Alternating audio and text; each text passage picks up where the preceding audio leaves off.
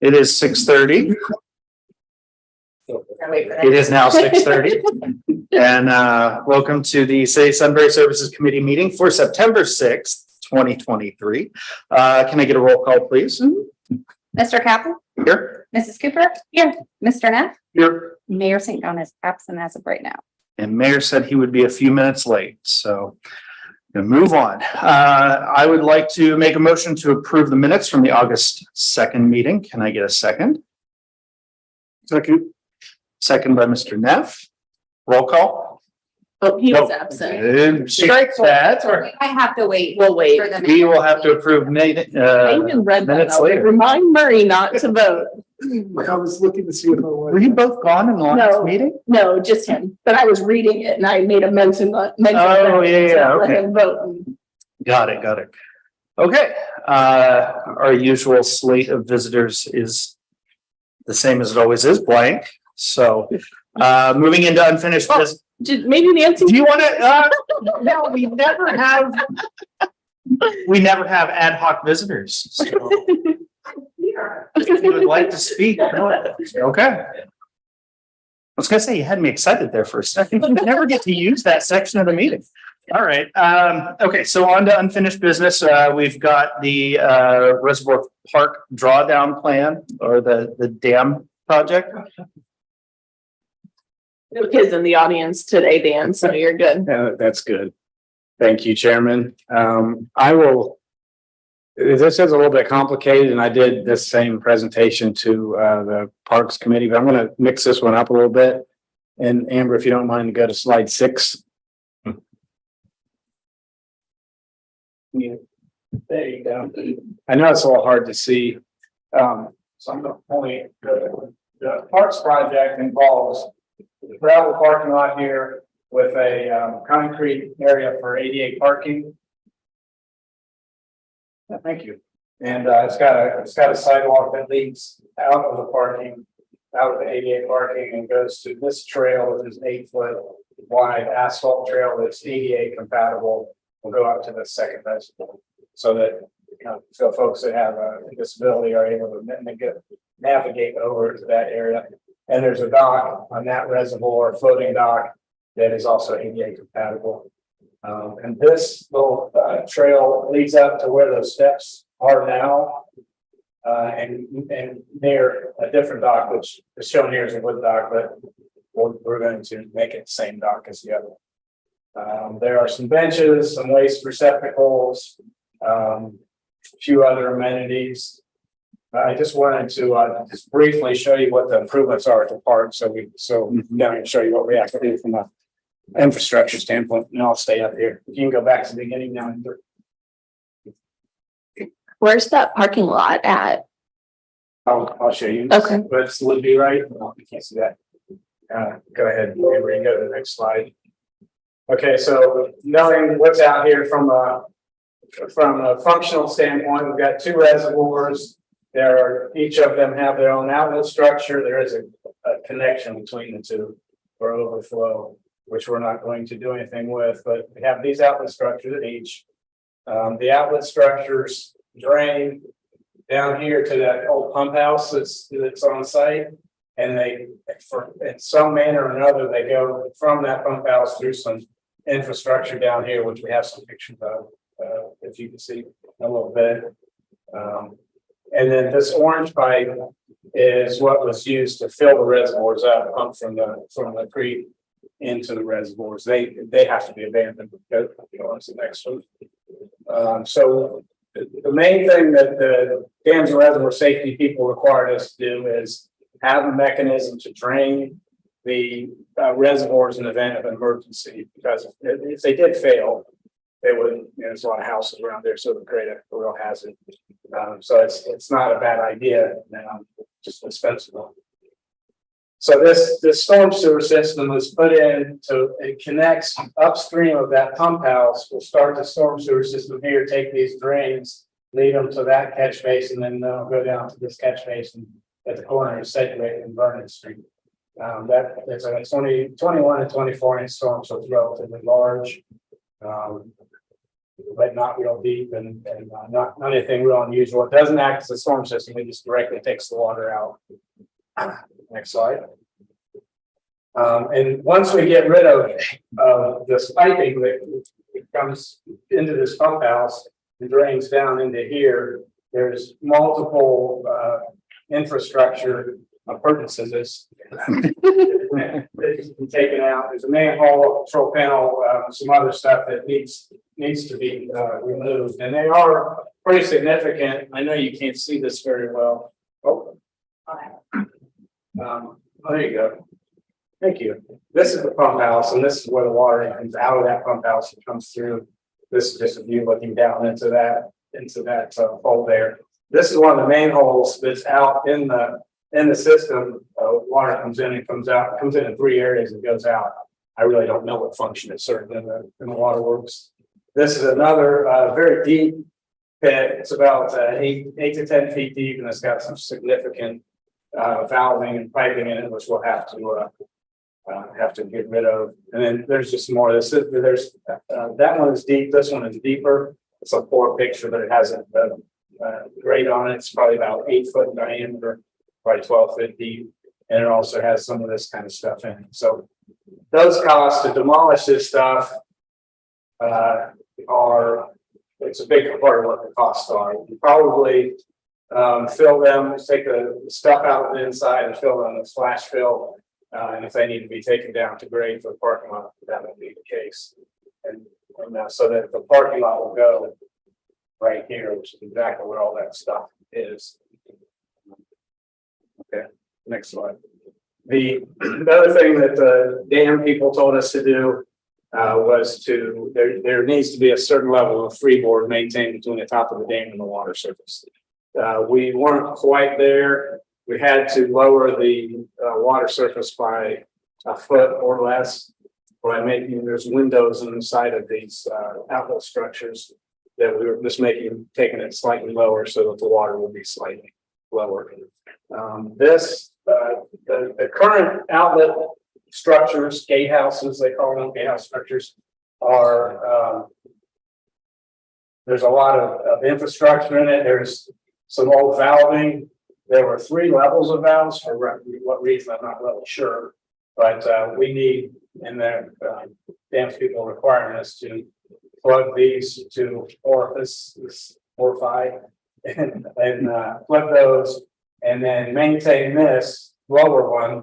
That's how, if in the event of needing to drain, turn this valve over, exactly water goes out into that system I showed earlier.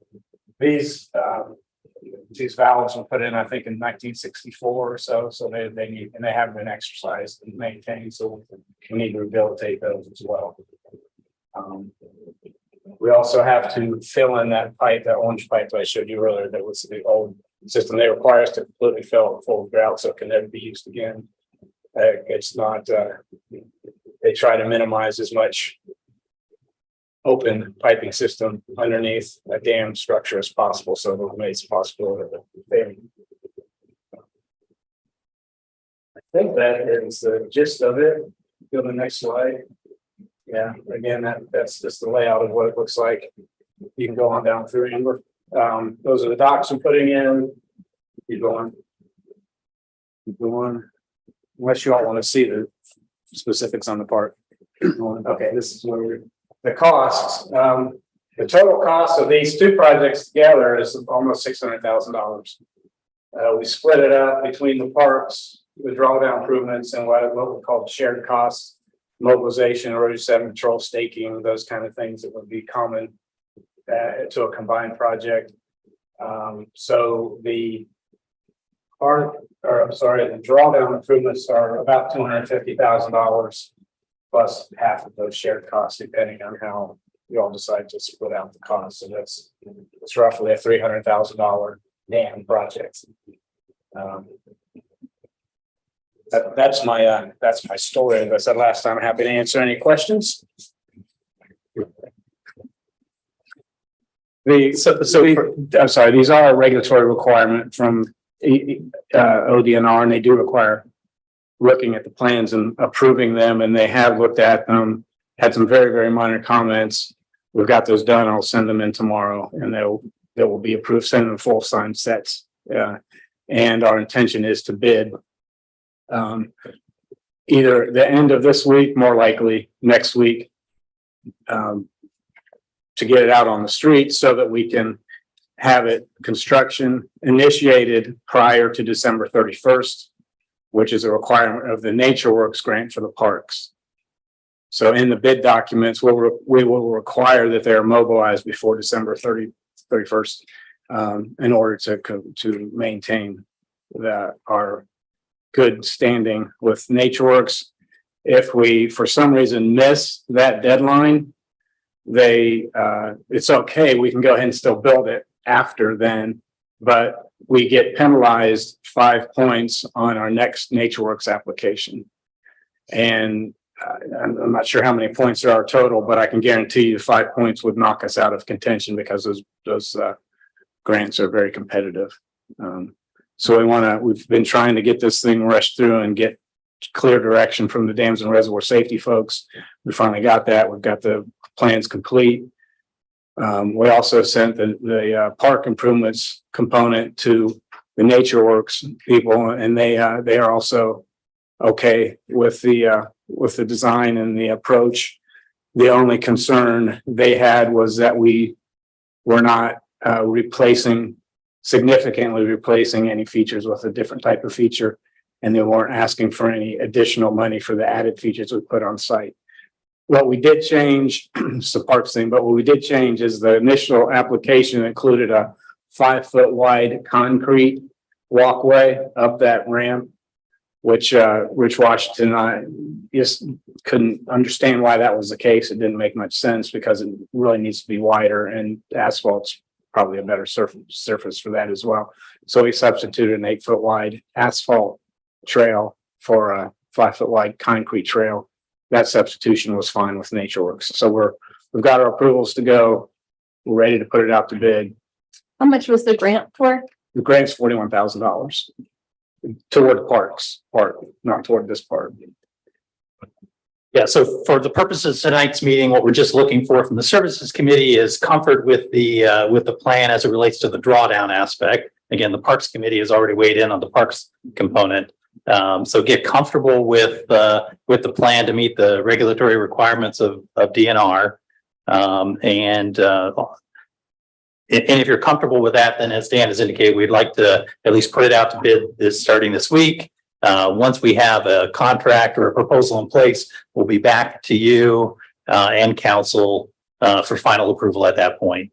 So as I mentioned in the Parks Committee meeting, I do think we've got the Parks Committee side of it fairly well funded at this point because we had put some money aside for that project. Plus we have grant money. We haven't necessarily settled on, and this will require a little bit more work with Dana on the drawdown component. Have not identified the specific funding source, but before we come back to you and ask you to approve a contractor, we come back with a recommendation on the source as well. I don't know, Dana, any thoughts on that or comments? I was looking to see how much we had appropriated for this project. It looks like we had appropriated $275,000 to the capital budget for the Reservoir Parks project. Yeah, which is probably mostly the parks component again, not the drawdown piece. So, yeah. So we got a little bit of work to do, like I said, on that side. So yeah, for purposes tonight, questions for Dan regarding the design or questions for us regarding the next steps? I appreciate the detailed presentation. Understand what's going on there now, so I definitely appreciate that. Thank you. I don't have any questions though. Does anybody have questions?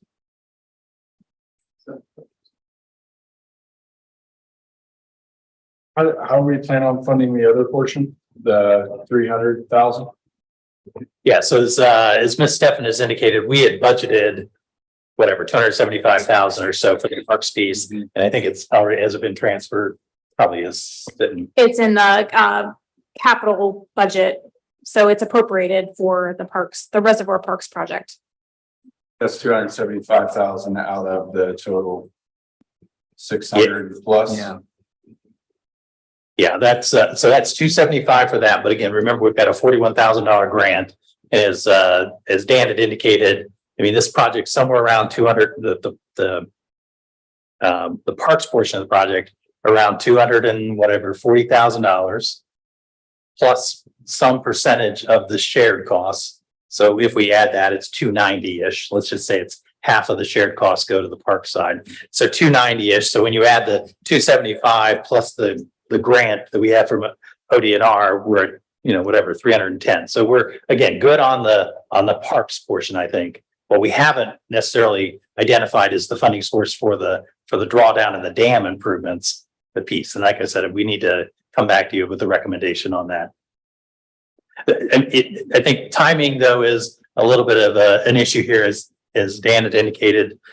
You want to bid both of them out because we think we get a better collective price with a single contractor. And again, some of that is driven by, a lot of that is driven then by the schedule for securing the grant funding. Yeah. Now, I imagine the DNR folks on the dam side are probably getting pretty anxious for us to act too, because we've been working on this for a while. And the other reason to combine the two is because you can't do one without the other. You can't do the park improvements without getting the water drawdown portion in place. The pavement and parking lot, that's included in the 236,920. Pavement, parking lot, trails, docks, benches, dog waste and trash receptacles, as well as a little bit of landscaping and parking blocks. The parking lot itself is largely gravel, but the area for ADA compliance has to be concrete. So a small portion is concreted. And then the trail begins there so that anybody that's disabled can navigate that more easily. I don't like the detail because I see that dog waste station is $550 and a bench is over $1,600. I think we're gonna get some less expensive benches though, from what Amber presented tonight. We selected some different options, but This is the first time I've seen this detail, so it's honestly like making my skin crawl looking at the line item. I would have much rather heard the macro level. Hey, we've got a $600,000 project, half of it's funded, and the other half's not, and we're gonna figure that out. But these are your estimates, right, Dan? And they're sandbagged pretty heavily. I think they're relatively accurate. There's about an 8% contingency on them. Not on the line item detail. Not on the line item, right? If I would have seen this beforehand, I wouldn't be drilling you guys, but I didn't see this. I didn't know that number's big, and then we're asking for a today approval. Asking approval to bid it, yes. To bid, yeah. Yeah, to bid, which puts us on flight to spend. We did look at some opportunities to save some costs on the park side. There's not much you can do on the reservoir side. I mean, you got to do what you got to do. But on the parks component, you could save about 50 grand by not doing one of the docks. We could save another couple of $1,000s by doing some eliminating a bench, eliminating a trash receptacle. And although I wouldn't recommend it, we could save a little bit of money in probably around $10,000 by replacing the 8-foot asphalt walkway with a 5-foot concrete walkway, which was what was in the original plan.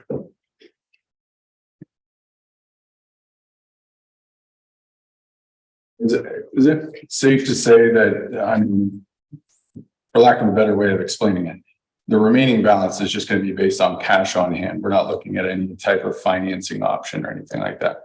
We're talking about a $300,000 expense. I mean, that's how I see it. I would agree. All right, any other? Did the Parks Commission vote unanimously on this? Well, we didn't have a formal vote again. I think consensus was that they were comfortable with putting it out for bid. Is there more plans for this park after this? There was initially, actually, Amber, if you can pull that back up on the front. The very front cover, very first slide. If you can make that larger. initially there were the master plan anticipated some athletic fields, basketball courts, play court. And looks like there was a picnic shelter included in it as well, with some play features. So the answer is yes, but there's no, other than what's in the park master plan, there's no specific things been considered. Has the Parks Committee and you been working on what comes after this, or this is the end of what you're doing right now? This was done in order to, it was what was proposed with the grant. So we were taking that and moving it forward as what was in the grant. We have not, at least I have not discussed any additional features to that park.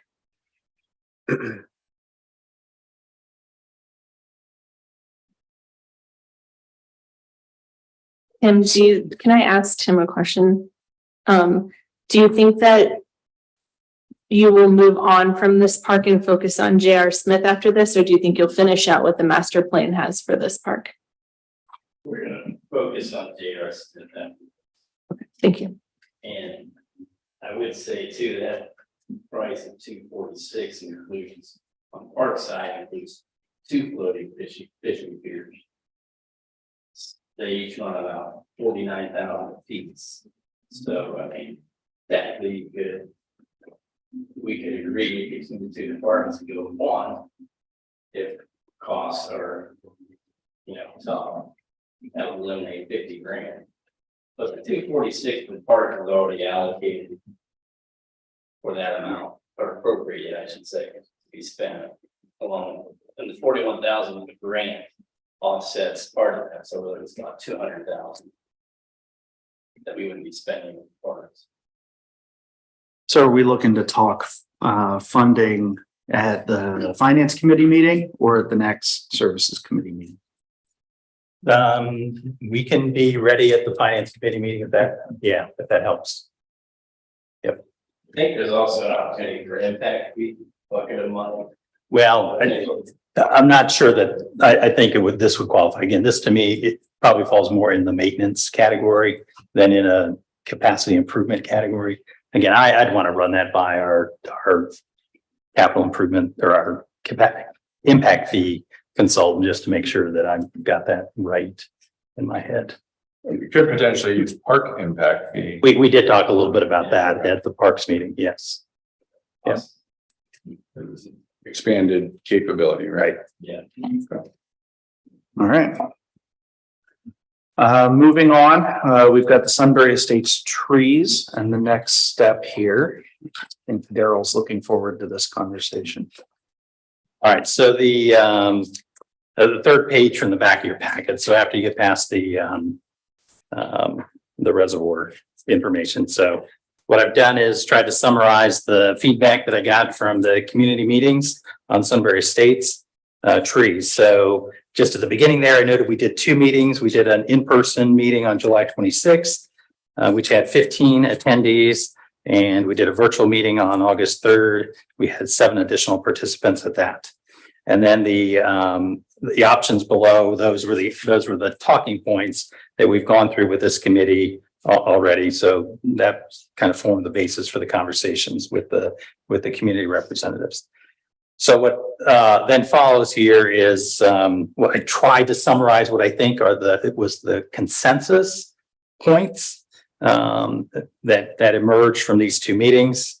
So I'll just go through those. So the first one, damage to sidewalks as a result of the city approving the wrong type of tree. In any replacement of the sidewalks should fall to the city. We had talked about the city ordinance requires that the homeowner maintain the sidewalks, but this is again kind of the consensus view of those who participated is they felt like no, this is an issue that the city has some responsibility for. Another point that came through, replacing most trees is not necessary, not only now, or some people were even indicating that may never be required because they think there are some places where there's little to no damage to the sidewalks.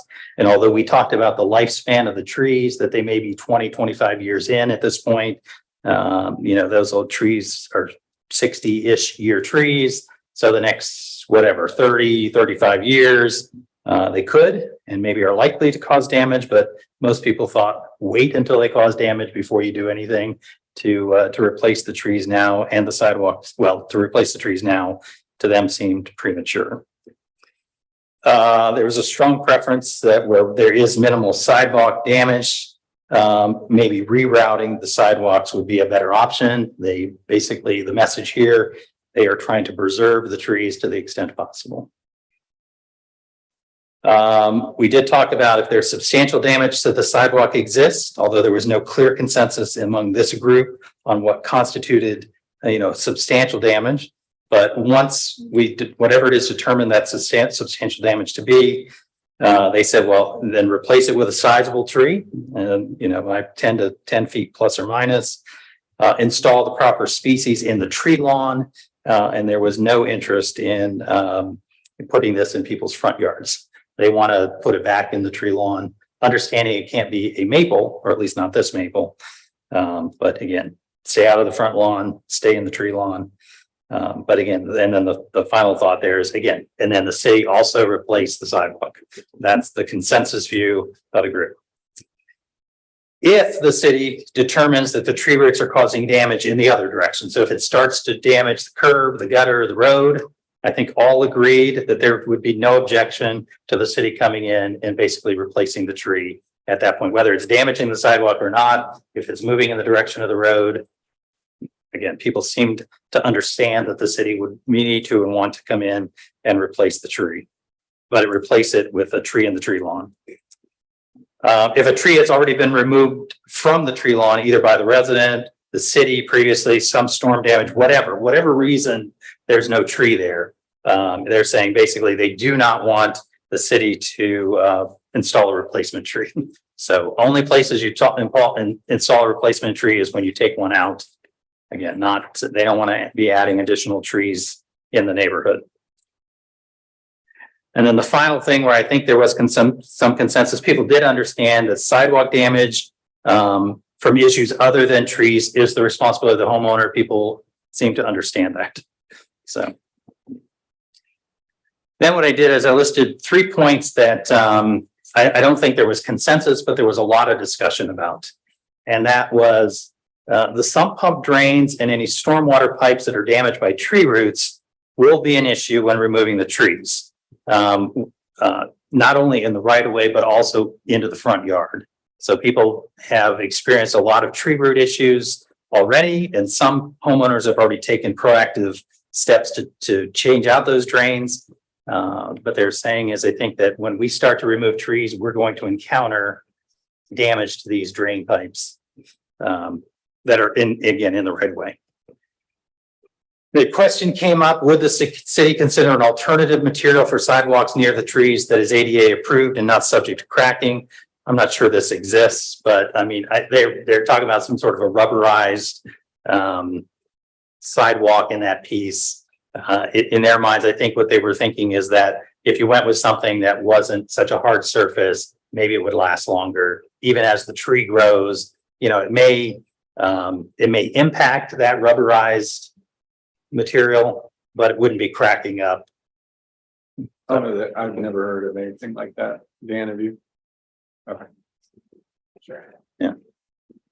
I think when we did some research on this, I feel like when we did research on this earlier, we did find some communities that had done it, but I still think there's got to be an ADA issue. I mean, I'm not sure how you get there. $1 million idea though. So. There's your new business, Joe. Yeah. And the final comment that was raised that, can residents have a say in the replacement of the tree that goes in front of their yard? If the city selected a short list of pre-approved trees, could they have some role in saying, okay, we agree you got to replace it. We agree it's damaging the sidewalk. Could you, of the 3 trees that are here, can I get this tree versus that tree versus whatever? So maybe. This is quite a bit more complicated than the Sundray Mills tree replacement. Yes, it is. Like, that was, Yes. Okay, listen, we're removing the trees and putting a new one in. Well, I felt like what you had asked me to do is see if I could find a consensus. So I'm just trying to focus on what I think the consensus points are. So I tried to then identify, well, what could be a possible path forward, maybe. I'm not sure this is perfect, but whatever. All right, so maybe the first point is the city will limit its work to the public right of way only.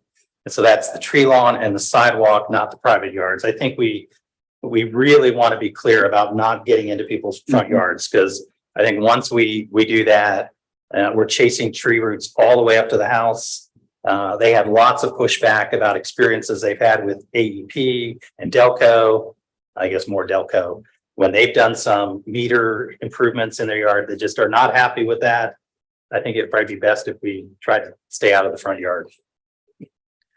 Next thing, the city determines that any sidewalk currently heaving 2 inches or more is substantial. So essentially, we'll just define it, right? Again, there was consensus that when it's substantial, you do remove the sidewalk. We just need to come to some consensus on what that is. And so if the city determines that the sidewalk currently heaving 2 inches or more substantial, and then is subject to tree removal and replacement and sidewalk repair at the city expense. So this essentially are those first 30 trees that we've identified as the biggest problems already. So, and I think, again, this is consistent with the feedback we heard, which is people weren't saying that there isn't damage to the sidewalks caused by the trees. They're just saying where there isn't substantial damage to sidewalks, don't touch those trees. They're not saying don't touch the other trees. So, all right. Any drain lines or pipes damaged by the tree removal will be replaced to the back of the sidewalk.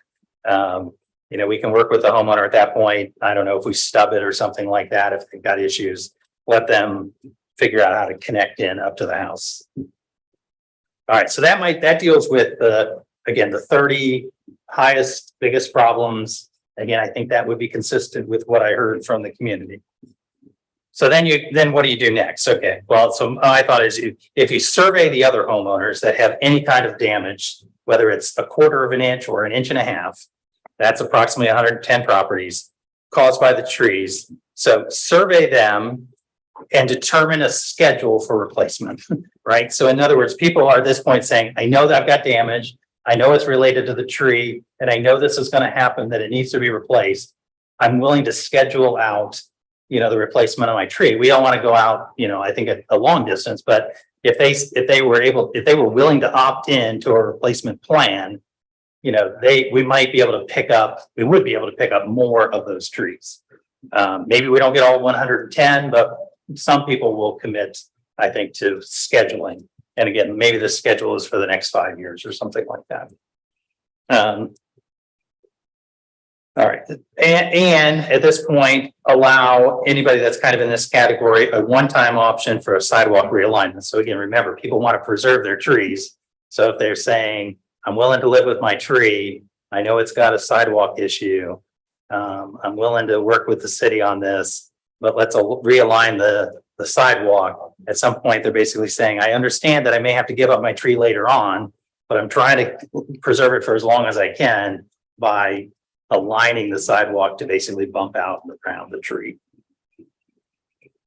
So any homeowners then that do not opt in, so after we've surveyed this 110, some people will say, yep, I'm in either to realign my sidewalk or to replace my tree 2-3 years out, but some will not opt in. So for those who don't opt in, you know, do they forego any future right of assistance from the city? And that's what I'm saying. I mean, basically, we've given you an opportunity to fix this problem. You're not opting in either way. So you've foregone your opportunity in the future. We will have an issue when there's a change in ownership of a property, because if one owner foregoes it and the next owner says, well, wait a minute, you know, do I have an option? I don't, that it gets a little hairy right there. But anyway.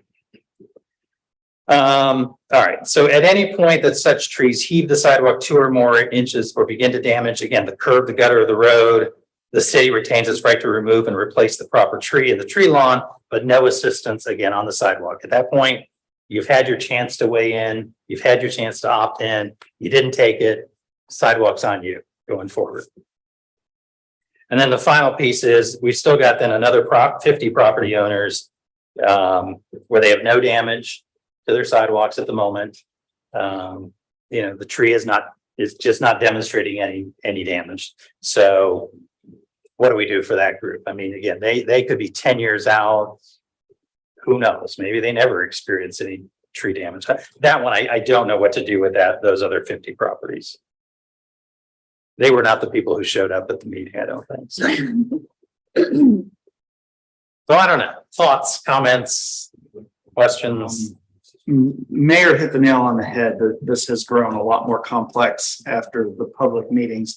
I think my thought is that it's a reasonably simple remediation, that we have some stake in fixing this because it was a failure of planning initially, but that waiting for damage to occur to fix it is also not really practical. So I like the option of, you have this opportunity for the city to fix this and replace the tree. And if you don't want us to touch it, then the eventual sidewalk repairs will be on the homeowner as per the ordinance. So I think that's where I lean on it. I definitely wanted to hear what everybody else thought. Well, bullet points 1, 2, and 3, I agree with. City will limit the work to public right of way. City determines any sidewalk. I mean, these are the dangerous sidewalks, 2 inches or greater heaving. Removal, replacement, and the expense of the sidewalk is on us. And the drain lines, pipes damaged by the tree will be replaced to the back of the sidewalk. The remaining bullets, I don't have a stance on, and honestly, the realignment of the sidewalk, that's like a tricky game to get into.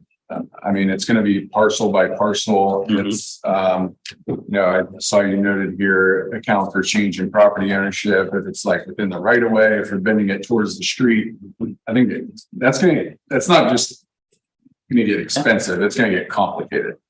And I think of like CT's hours, surveying and individual deeds and lots and working with the county to do all this. Like this is going to get way too complicated to realign sidewalks, in my opinion.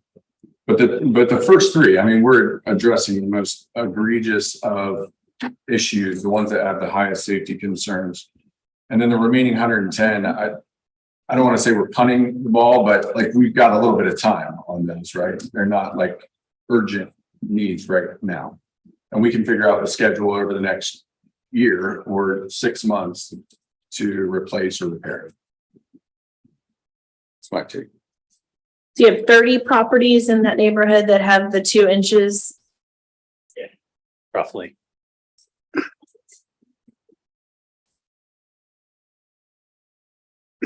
So are you suggesting do those 30 and then we have time. Like I think these 30 aren't happening this year. Right?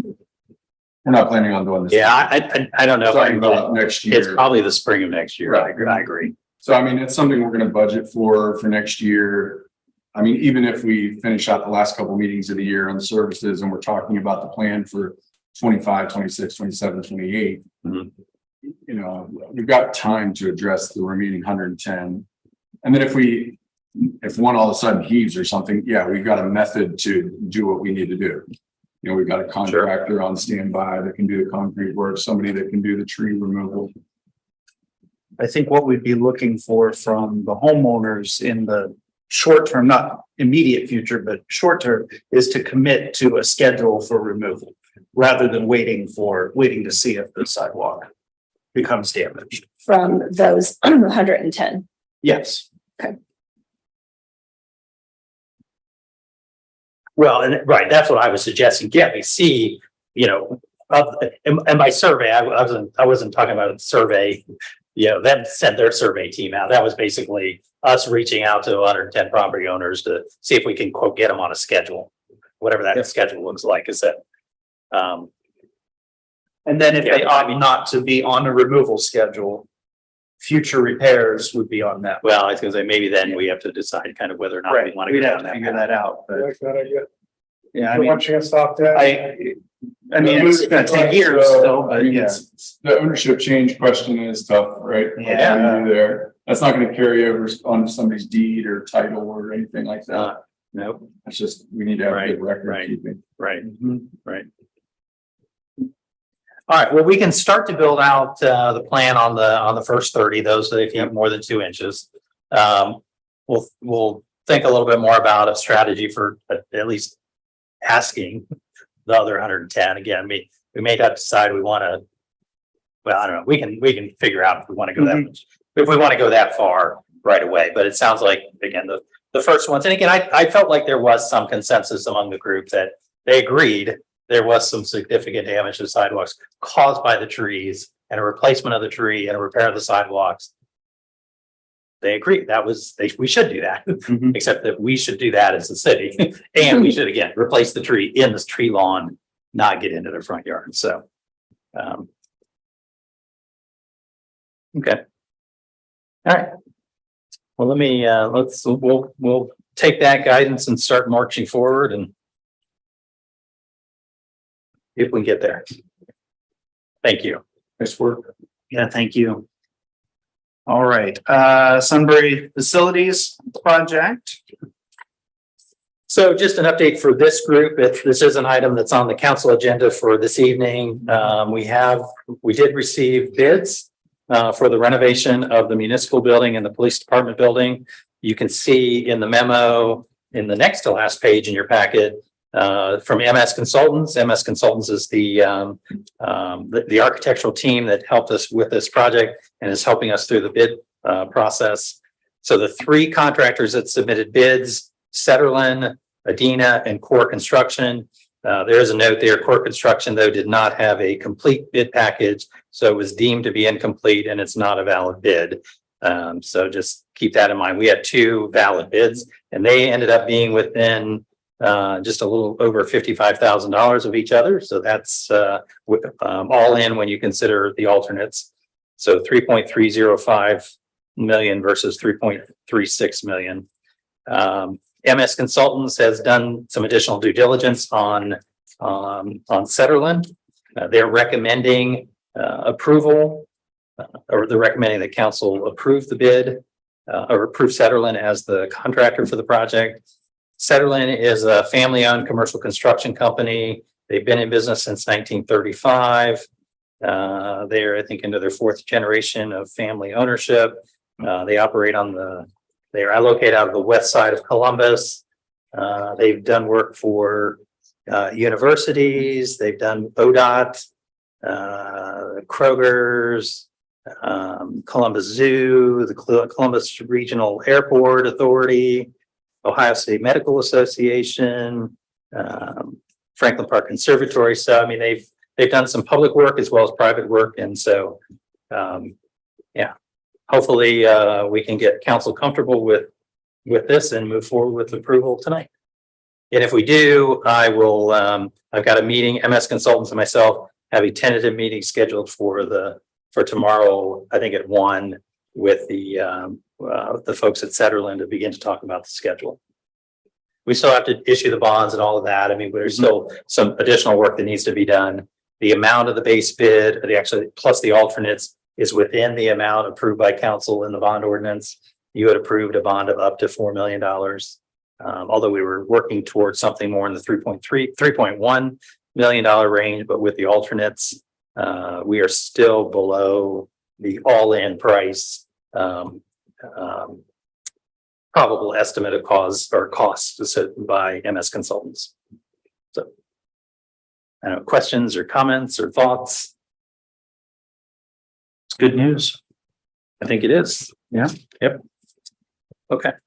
Were they one that was interested when we put the bid out at first, but wasn't able They to? were. Yeah. Get They were the first ones to show up in force. Yes. They had a little bit of issue, with respect to timing, getting the sub or getting pricing from subs. So that's why they weren't able in the first round to submit. Okay. All right, thank you. We're going to move on to 2023 straight program update. So I've included in your packet, the initial schedule that was provided by Strasser. I think when we last spoke about this at last month's meeting, I didn't have the schedule with me at that point. You probably have noticed that Strasser is here working on the concrete portion of the project. So basically removing curbs, gutters, inlets, that need to be replaced. So a lot of the concrete has been cut out. They've started to reform it, and at some point here soon, they'll be pouring the new concrete. The schedule has them completing their work, at least this initial schedule has them completing the work of next Friday, the 15th. I can tell you that it's slipped a little bit. The micro surfacing is not expected to begin until the latter part of next week and will bleed into the week of the 17th, but still looking to be completed by that week, the week of the 17th. So we do have DLZ. Remember, we had engaged them to help us with the inspections. They have been, I'm very happy with their services and the amount of effort they're putting into staying on top of issues with Strasser. So yeah, I don't know. Dan, thoughts, comments? As far as DLZ, I'm impressed with it as well. Yeah. I met with the Austin out at Middleview to look at that catch basin. He really handled it well. I thought it was him and Adam. Yeah. I compliment them. Wonderful. So that's where we stand on the street program. Any questions? All right. And then updates on the fiber network. So just a couple of brief updates. So at last month's meeting, we had reviewed the study results done by Deep Fiber Strategies for Us. As follow-up to that meeting, or as at that meeting, you had asked us to do some additional follow-up, not only with the Delaware County folks, because Delaware County is in the midst of doing a fiber study, but also some other municipalities as well about what might be the path forward for that. So we have had a chance to talk to Delaware County. So a summary of that conversation is in the packet, and I'll go over that in just a second. We do have a follow-up meeting, I think, on Friday with the city of Westerville, just to talk a little bit about how they move forward with their fiber project. And we're trying to reach Dublin, and I think it's Worthington. I think Alyssa's helping me try to get these meetings scheduled. So as with respect to the county discussion, again, the memo that's in the packet. So we spoke with Eric Hochstetler. I think he's the assistant administrator, one of the assistant administrators at the county level. The long and short of it is this: they've just recently started a study on fiber needs in the county. They've engaged a third-party consultant to do the research for them. What they've said is they're going to use ARPA funds to basically help fund projects that are recommended from the study. When I talked to them a little bit about a backbone around the city of Sunbury, which was one of the key recommendations that came from our study, I think maybe the most important point that came out of the conversation is they said, hey, we've got an interest in, we think we have an interest in providing additional fiber over in the Trenton Township area. If you need to build a backbone that covers the eastern side of Sunbury, hold tight. We may, not only identify that as one of the things we would want to fund, but maybe we can help you then fund it using ARPA monies to get that portion of your backbone built. So I thought that was some pretty good feedback from them. They have added us, the city of Sunbury, myself and Alyssa, to the list of interested parties. So they'll keep us posted on the status of that report, but there's probably still 3-4 months away from being done with that study. So I think that's kind of the highlight of the discussion with the county. So, yeah. Thank you very much. It's good. Yeah, that's. Do we actually have anything with the thoroughfare and the stormwater? I did have one thing on the Okay. thoroughfare traffic control planning. So Mrs. Cooper knows that we we've been putting together, working with the folks over at the communities at Sunbury to talk about some traffic calming options for that portion of Sunbury Meadows between Route 3 and Granville Street. With Dan's help, we had put together a presentation that we originally were going to present to the community at some public forums. They said, it's difficult to get people to these meetings. You know, could we do a survey of some sort? So we converted that into a survey tool. We've pushed that out to the community. They have shared it on Facebook. As of last night, I think we had 91 responses to our survey, which is It's a lot better than the meeting would have gone. Yeah. that was a lot more than the meeting would have gotten. I agree. What I will say is that it unfortunately does not appear that a consensus is emerging. They seem to be kind of split on the first two options. One option basically is a parking option along Sunbury Meadows that may help to slow down some traffic. And the other option is basically bike lanes. Painted bike lanes in there. There's a lot of pushback, not a lot of pushback. There are a lot of questions about whether or not painted traffic calming measures would be effective. But I think we would acknowledge that that's one of the things we would study, you know, put it in, see how it's working. You can convert some of those painted features into physical features later if they're working. If they're not working, then we would find another strategy. But yeah, so that's one of the comments that seems to be emerging from the feedback we've gotten so Give me an far. example where it works. Have you ever driven on 4th Street or Summit Street on campus? Where they've like partitioned out sections of the lane for bike lanes. It only gets tricky when you have to come up to an intersection and when they've got their own set of like signals. But other than that, like, I mean, everybody knows you're not going to drive a car on a bike lane that's like half the size of a normal lane. So like it does feel tighter. Yeah. Is what I'm trying to say. How long is the survey open? So we said we'd leave it open for 2 weeks and then take a snapshot really at that point of the feedback. So we'll bring this back to the traffic working group and talk about the results at that point. So yeah, great feedback. And Thanks for doing that, Tam. Melissa did a really nice job on the survey too. I'm assuming you guys. she stole a fair amount from Dan's work, but that's okay. That's okay. She's a whiz. Let's give her some credit. Yeah, no, that's true.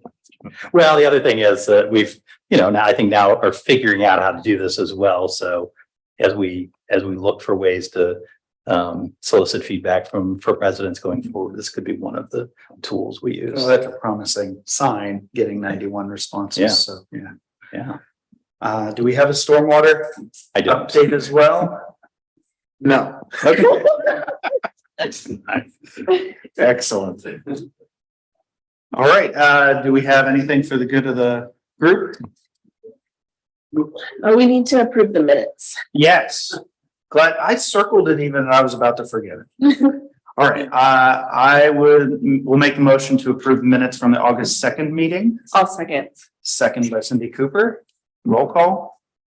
Mr. Capel? Yes. Mrs. Cooper? Yes. Mayor St. John? Yes. Mr. Neff? Steve. 3 yeas, minutes passed. And then I will make a motion to adjourn. Second. All right. Second by Ms. Cooper. Roll call. Mr. Capel? Yes. Mrs. Cooper? Yes. Mr. Neff? Yes. Mayor St. John? Yes.